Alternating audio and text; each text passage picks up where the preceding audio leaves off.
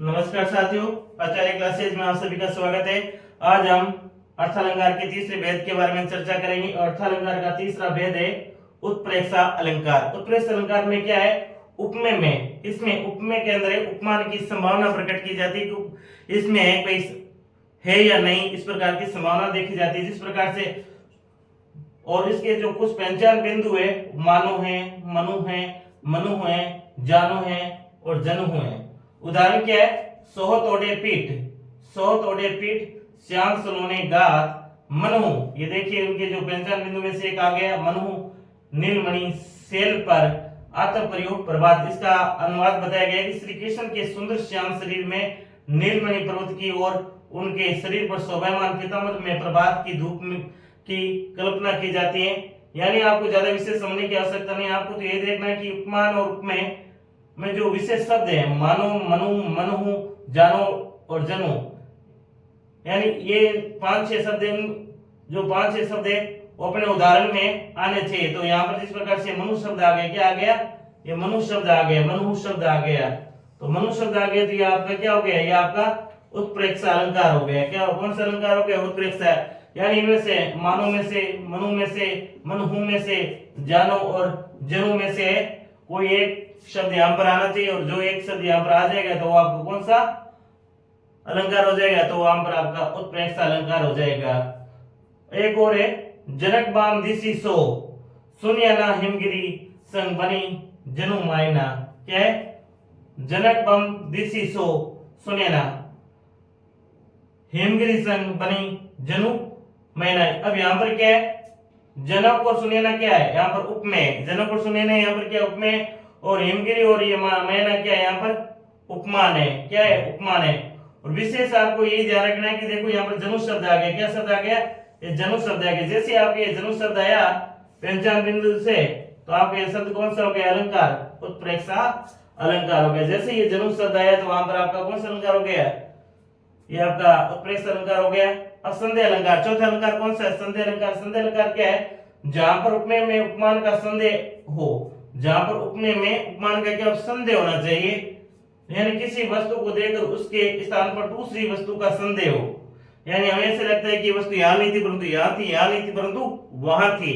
अगर इस प्रकार से हमें संदेह होने लग जाए तो वहां पर कौन सा अलंकार होगा? संदेह अलंकार होगा। जिस प्रकार से बहुत ही प्यारा सा उदाहरण दे रखा है, सारी बीच नारी है। हमें ऐसा लग रहा है कि सारी के बीच में नारी है, कि नारी बीच सारी है, या नारी के बीच में सारी है, या ऐसे लगे सारी ही नारी है। ऐसे लगती है कि जो सारी है वो सारी क्या है? नारी है, या नारी की ही सारी है। ऐसे लगती है जो सारी है वो नारी की है।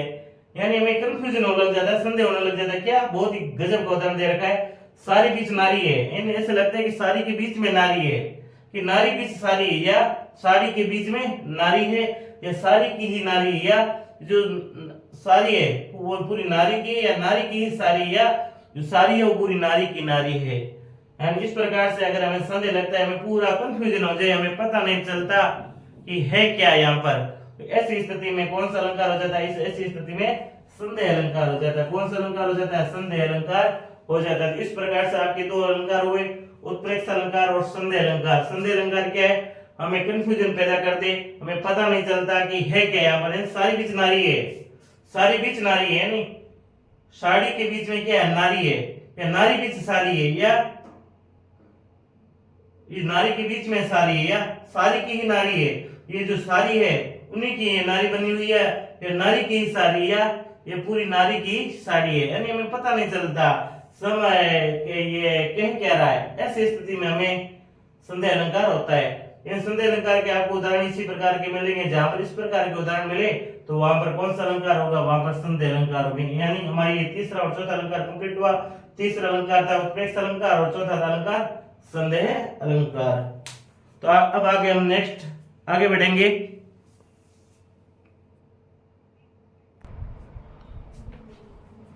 अब आगे पांचवा अलंकार है विनोक्ति अलंकार। कौन सा अलंकार है? विनोक्ति अलंकार। विनोक्ति अलंकार किसे कहा जाता है? तो विनोक्ति अलंकार जहां बिना शब्द के द्वारा, जहां बिना शब्द के द्वारा, किस शब्द के द्वारा? जहां बिना शब्द के द्वारा किसी वस्तु की व्यर्थता बताई जाए। यानी जहां बिना शब्द के द्वारा, किस शब्द के द्वारा? जहां बिना शब्द है उसके द्वारा किसी वस्तु या कोई भी वस्तु इसकी व्यर्थता बताई जाए कि इसमें कुछ भी नहीं है, ऐसा बताया। जैसे उदाहरण है सर बिनु सरसिज, सर बिनु सरसिज यानी सर बिनु सरसिज यानी सूरज के बिना तालाब, सर बिनु बिनु सरसिज या सूरज के बिना तालाब, या सरसिज बिनु सर या तालाब के बिना कमल, सर सरसिज बिनु सूर्य या तनु बिनु यौवन, यौवन बिनु तन, तन यौवन प्रिय दूरे। वापिस पढ़ेंगे सर बिनु सरसित, सर बिनु सरसित, सरसिज बिनु सर और सर सरसिज बिनु सूर्य, तन बिनु यौवन, यौवन बिनु तन, तन यौवन प्रिय दूरे। यानी इसमें बार बार बिनु शब्द आया, क्या आया गया बिनु शब्द। जहां पर बिनु शब्द आता है वहां पर कौन सी अलंकार होता है, विनोक्ति अलंकार होता है। इसका अर्थ क्या है, सूरज के बिना तालाब और तालाब के बिना कमल, उसी प्रकार जिस प्रकार से प्रियतम के बिना शरीर और शरीर के बिना यौवन की कोई सार्थकता नहीं है। क्या बताया गया, सूरज के बिना तालाब, तालाब के बिना कमल, जिस प्रकार से प्रियतम के बिना है शरीर और यौवन का कोई महत्व नहीं होता, इसी प्रकार से इसमें बताया गया सर बिनु सरसित है और सरसिज बिनु सर, सर सरसिज बिनु सूर्य, तन बिनु यौवन, यौवन बिनु तन, तन यौवन प्रिय दूरे। यानी इसमें आपको विशेष एक बात ध्यान रखना, जहां पर बार बार बिनु बिनु बिनु बिनु या बिना शब्द आ जाए वहां पर कौन सा अलंकार होगा, वहां पर विनोक्ति अलंकार होगा। अब मानवीकरण अलंकार, कौन सा अलंकार, मानवीकरण अलंकार।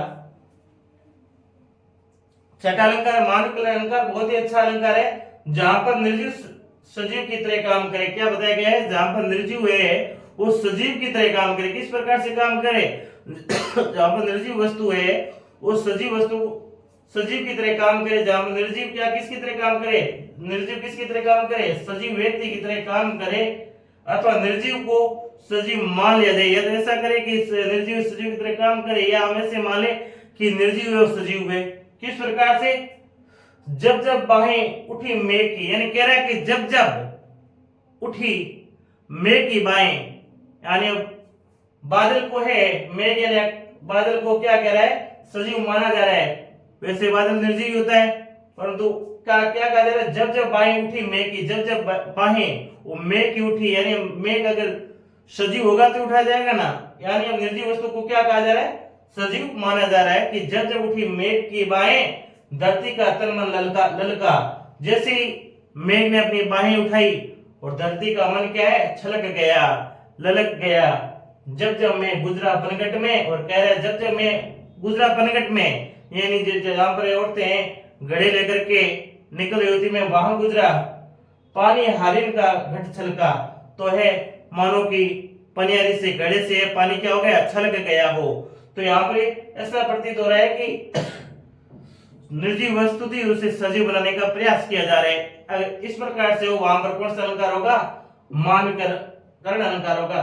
ये तय ना, देखो पहले लाइन से पता चल गया कि जब जब बाहें उठी मेघ की, जब जब उठी बाहें मेघ की, और मेघ यानी आकाश बादल, और ये क्या होता है, निर्जीव होता है, पर दूसरे सजीव बनाने का प्रयास किया जा रहा है कि ये क्या है, अपने बाहें उठा रहा है। अगर इस प्रकार से सजीव निर्जीव को सजीव बनाने का प्रयास किया जाए, वहां पर अलंकार कौन सा होगा, वहां पर अलंकार मानवीकरण अलंकार होगा।